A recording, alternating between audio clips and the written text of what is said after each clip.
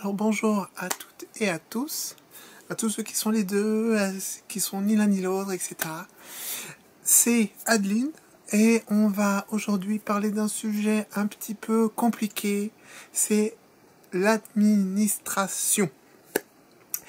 Alors, les personnes trans vont devoir se poser à un moment donné une question fondamentale qui est celle de l'identité.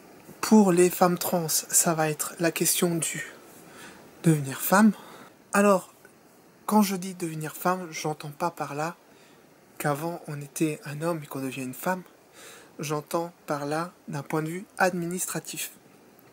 Car pour eux, c'est un peu plus compliqué que ça, et le parcours est un parcours du combattant. Donc, à un moment donné dans votre transition, va se poser la fameuse question de votre prénom et de votre genre. À cela, il y a différentes étapes qui vont correspondre à votre besoin et vos envies. Donc, il y a la version simple, qui est le changement de prénom. Ce changement de prénom, ça peut être juste intime pour vous, ou ça peut être administratif. Si vous allez entrer dans la partie administrative, il y a différentes façons d'obtenir ce changement de prénom. Et la plus simple, c'est d'aller dans votre mairie de résidence ou de naissance. Si c'est la même, la question ne se pose de toute façon pas. Mais si ce n'est pas la même, vous pouvez choisir. Donc, le plus simple, c'est d'aller dans votre mairie de résidence. Moi, je suis dans un petit village, elle est tout le temps ouverte, il n'y a pas besoin de prendre de rendez-vous, on arrive là-bas, bonjour, au revoir, ça y est. Et donc, ce qui va se passer, c'est qu'on va vous fournir un document, un questionnaire, dans lequel vous devrez expliquer la situation de votre demande de changement de prénom, pourquoi vous demandez un changement de prénom, qu'est-ce qui vous a amené à le faire, les prénoms que vous souhaitez avoir, le ou les prénoms, parce que vous pouvez en demander plusieurs, vous pouvez demander un seul prénom, vous pouvez en demander 2, 3, et cela indépendamment des prénoms que vous avez actuellement. À l'époque, j'en avais qu'un, maintenant j'en ai 2. Et j'ai fait une étape intermédiaire où j'en avais 3. Donc, lorsque vous remplissez ce dossier, vous serez amené à donner un justificatif.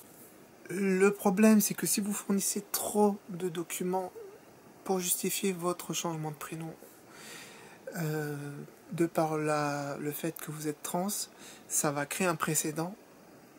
Et si ça s'est fait trop souvent, l'administration va commencer à prendre par habitude de recevoir un certain nombre de documents. Donc, il est conseillé de fournir le minimum syndical. En l'occurrence, l'attestation psy suffit largement. Vous mettez avec votre document l'attestation psy. Vous renvoyez le document à votre mairie et sous 14 jours, 2 semaines, donc, vous aurez une réponse favorable ou pas. Si c'est pas le cas, c'est peut-être que vous avez demandé un prénom un peu bizarre qui fait que voilà. Donc, une fois que vous avez ce changement de prénom qui est opéré, il faut attendre un délai d'environ 2 semaines pour que votre acte de naissance soit modifié. Donc, je vous conseille quand même d'attendre au minimum ces 2 semaines avant de faire une toute autre démarche par la suite, car sans votre acte de naissance modifié, vous ne pouvez de toute façon pas demander une nouvelle carte d'identité. Enfin, vous pouvez faire la demande, mais sachez que votre demande sera bloquée tant que l'acte de naissance ne sera pas changé. D'ailleurs, c'est ce qui m'est arrivé, c'est pour ça que je vous en parle. Donc, une fois que l'acte de naissance a été modifié, vous ne serez pas prévenu, c'est en toute transparence. À ce moment-là, si vous voulez avoir une confirmation, vous pouvez demander une copie de votre acte de naissance afin de vérifier de vous-même, parce que comme dit, on ne vous préviendra pas que ce soit fait. Ensuite, vous pouvez très bien vous arrêter là, ou vous pouvez aller plus loin. Plus loin que le changement de prénom, qu'est-ce que c'est? C'est le changement de genre. C'est-à-dire que même si vous revendiquez en tant que femme, pour l'administration, c'est pas du tout comme ça que ça fonctionne. Et la seule façon que l'on dispose, nous, pour faire dire à l'administration, non, je suis une femme, je ne suis pas un homme, c'est de passer par le tribunal. Encore là, je parle pour les femmes trans parce que voilà. Pour les hommes trans, c'est l'inverse, forcément. Mais voilà, je pense que vous avez compris. Hein, par raccourci, je parle pour les femmes trans parce que c'est ce que je suis. Mais évidemment, c'est pareil pour les hommes trans, c'est juste dans l'autre sens. Quoi qu'il en soit, ça se passe par le tribunal. Vous avez deux solutions, avec avocat et sans avocat. Les deux fonctionnent plus ou moins de la même façon, mais de toute façon, vous devrez vous rendre à la convoque. C'est indissociable. Cette convocation a pour but de valider votre demande, que vous confirmiez encore une fois à l'oral que ce que vous avez écrit dans votre dossier est toujours d'actualité, que vous revendiquez toujours ce changement de genre, et ça leur permet aussi d'avoir une validation visuelle de ce que vous prétendez être, tout simplement. Il y a eu des témoignages de personnes qui se sont revendiquées femmes trans, qui sont arrivées là-bas avec la barbe, le short, le Marcel, plein de poils de partout. Vous pensez bien qu'est-ce qui s'est passé pour eux. Bon. Votre dossier devra être constitué d'un certain nombre d'éléments justificatifs. Tout ce que vous écrirez dans le dossier devra être appuyé par une pièce justificative. Quand vous stipulerez dans votre dossier que vous suivez un traitement hormonal, vous ferez bien sûr référence dans l'annexe avec une pièce justificative qui est le certificat de suivi endocrinologue, etc. etc. C'est valable pour toutes les pièces du dossier. Il devra toujours y avoir une référence avec une pièce justificative. Vous n'avez aucune limite de pièces, vous pouvez en fournir autant que vous voulez, il n'y a pas de minima, c'est selon ce que vous jugez pertinent. Voilà, donc ça peut être des factures avec votre prénom d'usage en tant que personne trans, ça peut être des certificats médicaux suivis endocrinologue, orthophoniste, n'importe quoi.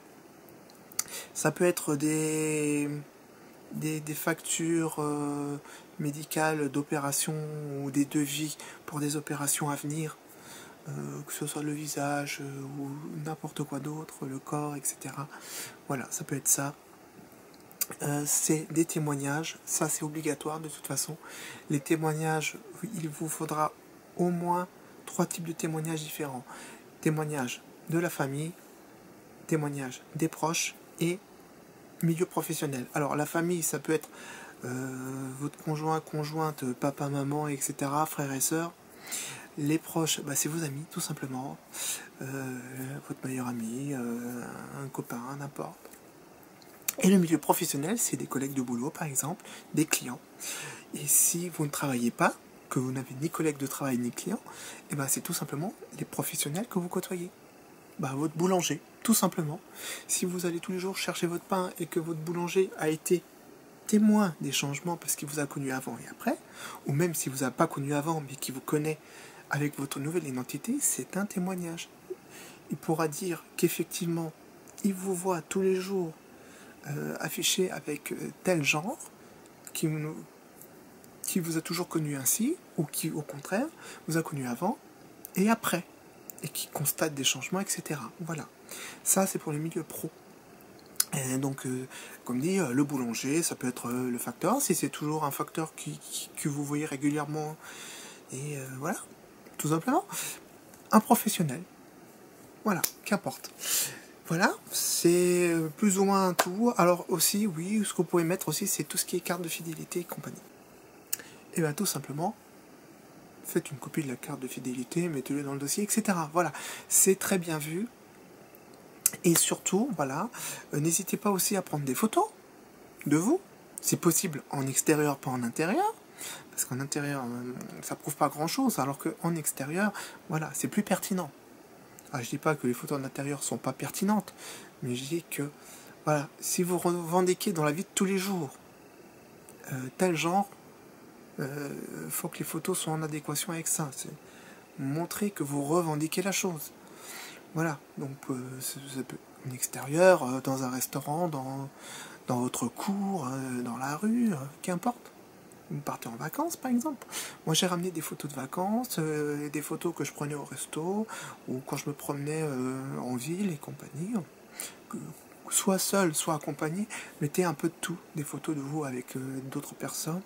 ou vous êtes seul aussi dessus, hein. De toute façon la photo, il faut que quelqu'un la prenne. Donc voilà. Mais donc du coup, moi le jour de ma convocation, je me suis pointé avec un album photo et ma nouvelle pièce d'identité avec mon nouveau prénom. Tout ça, c'est des éléments qui appuient votre demande et qui sont très bien vus par le tribunal. Donc, le jour de la convocation, vous serez convoqué à la chambre des familles. Dans cette chambre est traité les annulations de mariage, éventuellement les divorces, tout ce qui concerne de près ou de loin la famille, les adoptions et compagnie. Dès que ça touche la famille, le couple, les enfants et compagnie, c'est la chambre des familles. Après, peut-être que c'est beaucoup plus complexe que ça, mais mes connaissances en droit étant très limitées, je ne vais pas rentrer dans ce genre de sujet, c'est pas mon domaine. Moi, je sais juste que, entre autres, des affaires qui étaient traitées ce jour-là, il y avait effectivement des annulations de mariage et compagnie, et deux changements de prénom et de genre, dont le mien. Et il y avait une autre femme trans avec moi, en l'occurrence, c'était une femme trans. Voilà, donc, le jour de la convocation, allez-y. Si vous n'y allez pas, c'est cuit. Donc allez-y. Vous serez tous appelés dans la grande salle. On va énumérer les différents cas. Puis, vous serez tous invités à ressortir et les cas seront appelés un par un, en sachant que tous les cas sans avocat sont traités en dernier. En l'occurrence, j'étais la dernière. Donc j'ai attendu 2 heures pour pouvoir finalement rentrer dans cette salle. Comment ça se passe? Tout simplement, vous allez rentrer, on va vous inviter à venir jusqu'au pupitre. C'est une salle d'audience à huis clos. Il n'y a pas de public, rien de tout ça. Il n'y a pas de jeu. Il y a les membres du jury évidemment, mais il n'y a pas de public. Voilà, c'est juste vous et les membres du jury. Si vous avez des personnes avec vous, leur identité et le rapport qu'ils entretiennent avec vous seront notés. Et si vous y allez avec un membre de la famille, vos parents par exemple, voilà, on va les inviter à décliner leur identité et la relation qu'ils entretiennent avec vous. Est-ce que c'est un parent? Est-ce que c'est un ami? Est-ce que c'est un conjoint, une conjointe? Est-ce que c'est votre enfant? Etc. Voilà. Ensuite, on va vous poser des questions qui sont, somme toute, très logiques et très banales. C'est de faire un résumé de votre parcours, comment vous le vivez dans la vie de tous les jours, comment vos proches le vivent, qu'est-ce que vous envisagez pour la suite, etc. Voilà. C'est des questions qui sont entendues, à laquelle on s'attend pertinemment à devoir répondre, et ça ne loupera pas. Donc préparez-vous à répondre à des questions bateau. Toutes les questions que je me suis dit, ça c'est à coup sûr quelque chose qu'on va me demander, et ben ça n'a pas raté, on me les a demandé. Ça s'est passé très bien. C'était des questions en toute bienveillance. Le but n'était pas de vous piéger ou quoi, le but c'était vraiment de comprendre et de valider votre demande. À la fin de la convocation, on va vous demander confirmation de ce que vous revendiquez. En l'occurrence, moi j'avais demandé une rectification de mes prénoms et le changement de genre. Donc, ensuite, le jury délibère. Il ne délibère pas le jour même, il ne délibère pas juste après la convocation, il délibère 1 ou 2 mois plus tard. C'est comme ça. J'ai été convoqué en septembre, ma délibération a été en novembre, fin novembre, le 25 en l'occurrence, de l'année dernière.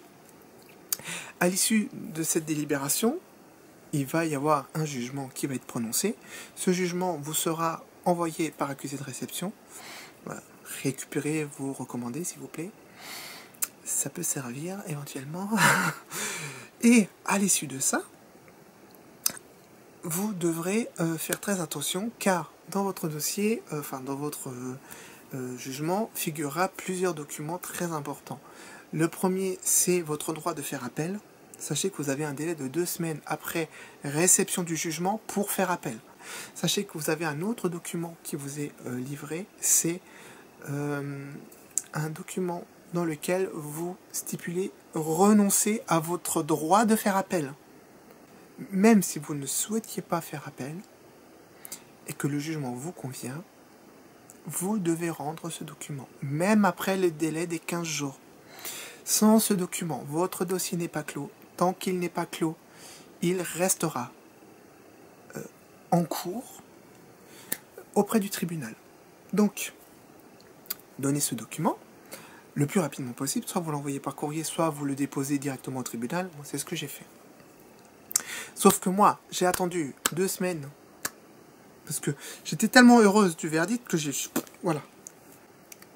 Donc, une fois que ce document a été transmis au tribunal, votre dossier va être clôturé. Sachez qu'il y a encore un délai de traitement qui est environ d'1 mois, parce que votre dossier va pas être clos tout de suite, il va être transféré dans différents services, pour finir au service de l'état civil, qui lui va s'occuper ensuite de modifier votre acte de naissance. Sachez que vous ne pourrez lancer aucune autre procédure administrative, que ce soit le permis ou la carte vitale par exemple, sans avoir votre carte d'identité à jour ou le passeport.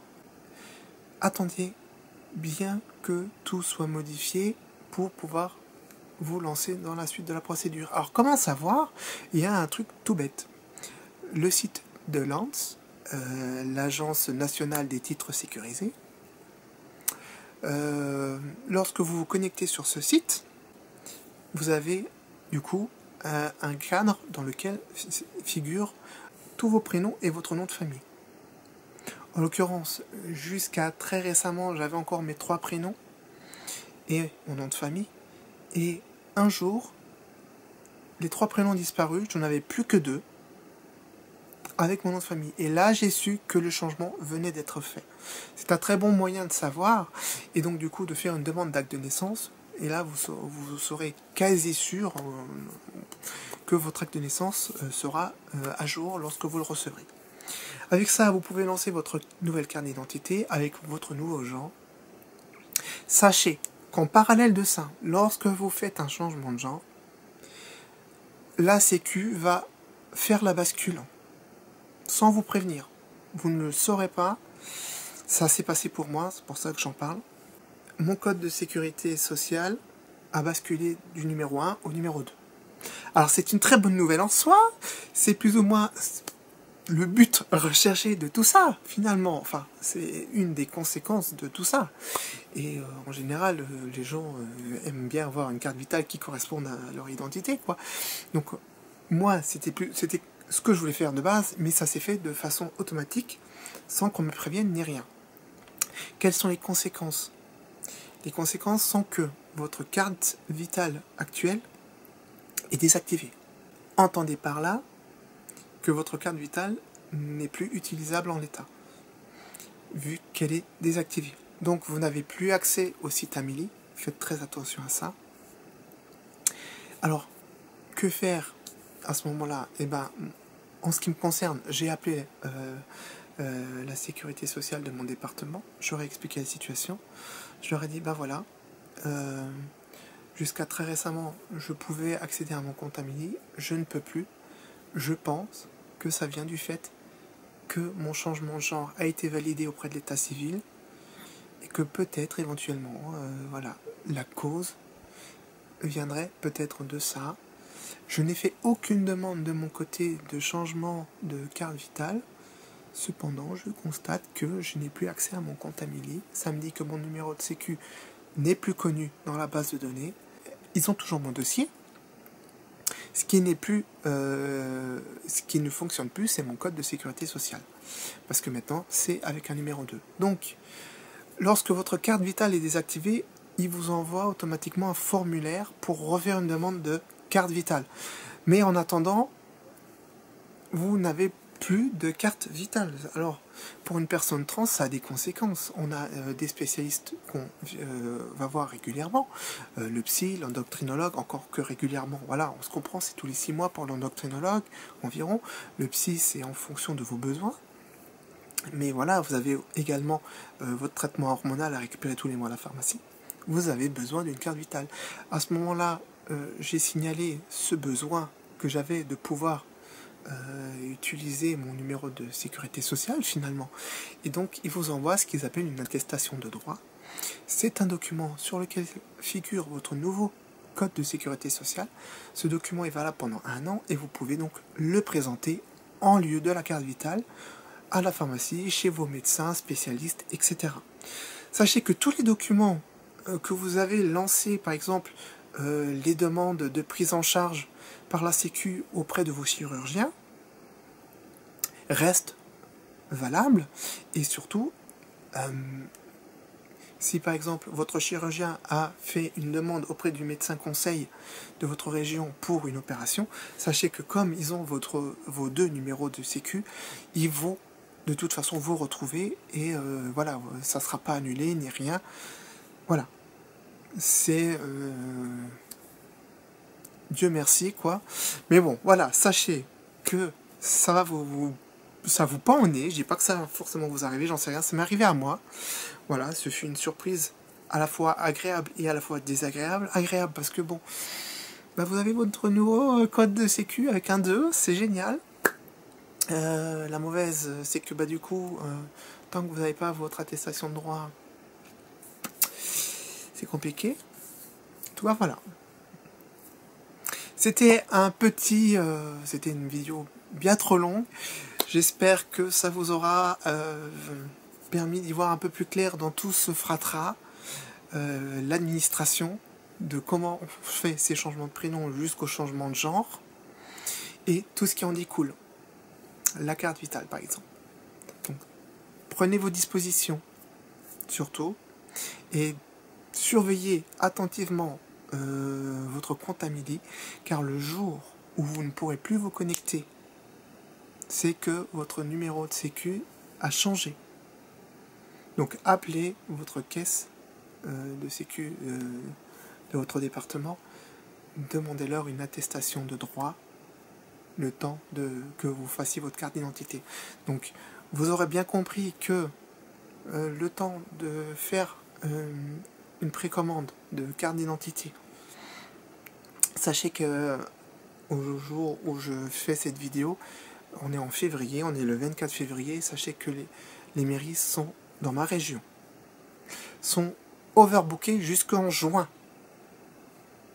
Donc vous aurez entre 2 à 3 mois de délai pour prendre rendez-vous pour déposer votre demande de changement de carte d'identité. Donc, à la limite, anticipez légèrement avant. Si vous voyez que vous avez des délais de 2 mois d'attente pour votre carte d'identité et que vous venez de clôturer votre dossier au tribunal, anticipez un petit peu quand même. Vous savez qu'il y a 1 mois de délai. Prenez-le en compte pour votre rendez-vous à la mairie. Parce que derrière, il y a d'autres conséquences qui se font. La CAF aussi m'a changé mon identité. Donc du coup, alors la CAF et la Sécu ont fait la bascule sans que je leur demande quoi que ce soit. Mais du coup, il faut justifier avec des pièces et entre autres la fameuse carte d'identité. Donc c'est très important parce que plus longtemps vous attendrez avec votre carte d'identité, plus vous allez être bloqué. Voilà. Vous êtes prévenus. C'est un vrai bordel pour les personnes trans. Je vous souhaite bon courage dans vos démarches. Sachez que moi, je commence à voir la lumière au bout du tunnel. Moi, normalement, d'ici 2 mois, tout sera réglé pour moi. D'ici 2 semaines, j'ai ma carte d'identité. Et pour la carte vitale, ils annoncent un délai d'environ 3 semaines. Alors, à vérifier. Certains m'ont dit non, ça prend plus d'1 an pour avoir sa carte vitale, jamais tu l'auras, c'est la folie. Je vais bien voir. En attendant, bon courage. N'hésitez pas à témoigner de votre parcours avant. Vous pouvez mettre un commentaire ou un lien vers une de votre... Enfin, je sais pas si on peut mettre des liens, enfin bref. Mettez en tout cas un petit com, hein, tout simplement, en disant, bah écoute, moi, j'ai fait ça, ça a pris autant de temps. Ça permettra également aux autres qui lisent les commentaires d'avoir plusieurs avis, pourquoi pas, ça peut servir. En tout cas, voilà. Moi, c'est comme ça que ça s'est passé pour moi. C'était un petit bordel, voilà, donc j'ai eu je me suis fait avoir par quelques petits pièges que là je vous ai expliqué, donc vous aurez peut-être la chance d'échapper à certaines mésaventures auxquelles j'ai eu le droit, comme le blocage de mon dossier de carte d'identité dans la mairie parce que mon acte de naissance n'était pas encore fait. En tout cas, voilà, sachez-le, c'est Il y a des procédures, vous ne pouvez pas aller plus vite que les procédures, c'est comme ça. Voilà, donc j'espère que ça vous aura plu, j'espère que ça vous aura aidé. N'hésitez pas à commenter, abonnez-vous. Ça fait longtemps que j'ai pas fait de vidéo, mais voilà, déjà d'une part parce que j'étais à fond dans mes procédures et que c'était compliqué. À côté de ça, j'ai ma vie de famille, j'ai mon boulot. Donc bon, voilà, j'ai pas toujours le temps de faire des petites vidéos. Et voilà, ça prend du temps et il me fallait un sujet percutant et surtout il me faut le temps de pouvoir vous dire les choses jusqu'au bout. Donc pour ça, il faut que je fasse les procédures jusqu'au bout et mes procédures ont duré beaucoup de temps puisque voilà, septembre j'avais la convoque, novembre le verdict, là que très récemment j'ai l'acte de naissance qui a été modifié et j'ai mon dossier de carte d'identité qui est en route. Et là, c'est que cette semaine où je filme, où ma carte vitale a été désactivée. Donc vous voyez que jusqu'à cette semaine, j'avais pas toutes les infos que je vous donne aujourd'hui dans cette vidéo. Donc de septembre à maintenant, ça met du temps, voilà. Mais au moins, voilà, vous avez un condensé de tout ce qui vous attend si vous faites un changement de genre. C'est compliqué, c'est long. Et il y a des choses qui se font derrière sans qu'on vous prévienne. La carte vitale, on ne vous prévient pas. C'est vous qui avez la surprise plus ou moins désagréable au début de vous rendre compte qu'il y a un truc qui cloche. Voilà. Portez-vous bien. Je vous dis à la prochaine.